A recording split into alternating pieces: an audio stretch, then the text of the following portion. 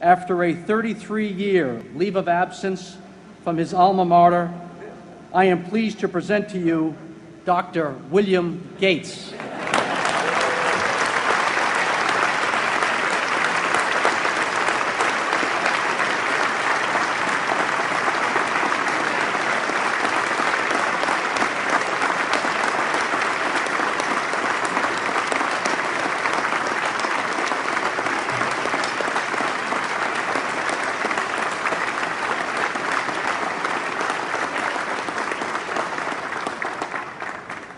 Thank you.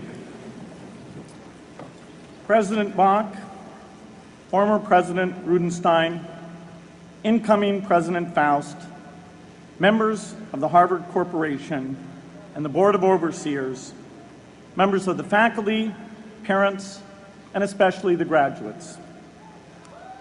I've been waiting more than 30 years to say this. Dad, I always told you I'd come back and get my degree.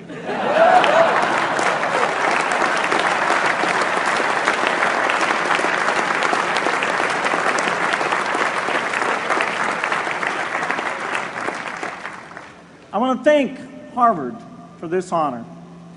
I'll be changing my job next year, and it will be nice to finally have a college degree on my resume. I applaud the graduates for taking a much more direct route to your degrees. For my part, I'm just happy that the Crimson called me Harvard's most successful dropout. I guess that makes me valedictorian of my own special class. I did the best of everyone who failed.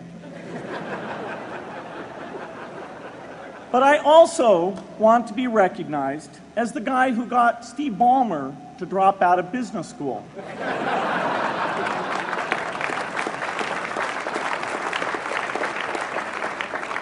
I'm a bad influence.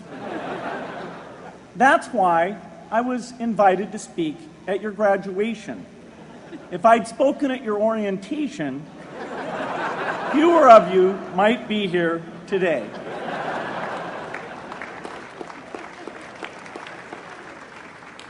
Harvard was a phenomenal experience for me. Academic life was fascinating. I used to sit in on lots of classes that I hadn't even signed up for. And dorm life was terrific. I lived up at Radcliffe in Currier House.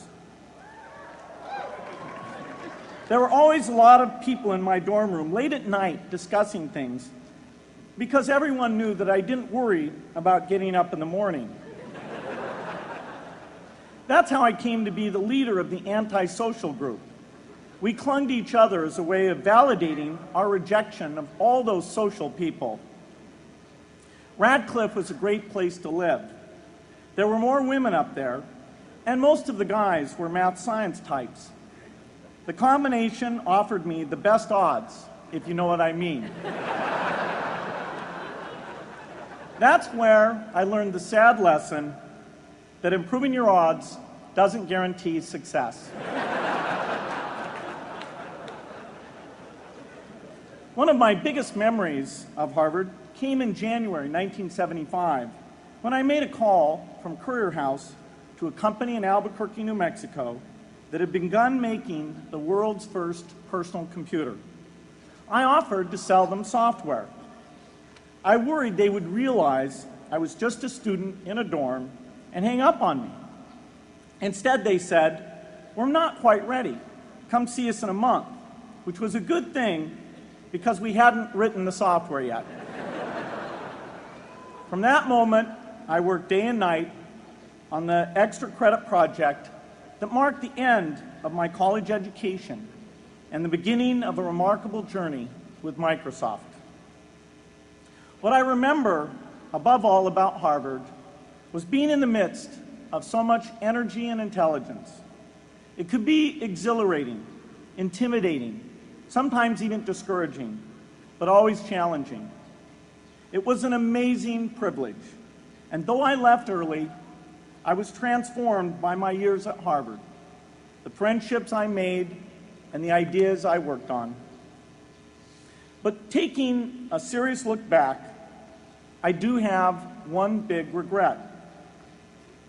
I left Harvard with no real awareness of the awful inequities in the world, the appalling disparities of health and wealth and opportunity that condemn millions of people to lives of despair. I learned a lot here at Harvard about new ideas in economics and politics. I got great exposure to the advances being made in the sciences. But humanity's greatest advances are not in its discoveries, but in how those discoveries are applied to reduce inequity.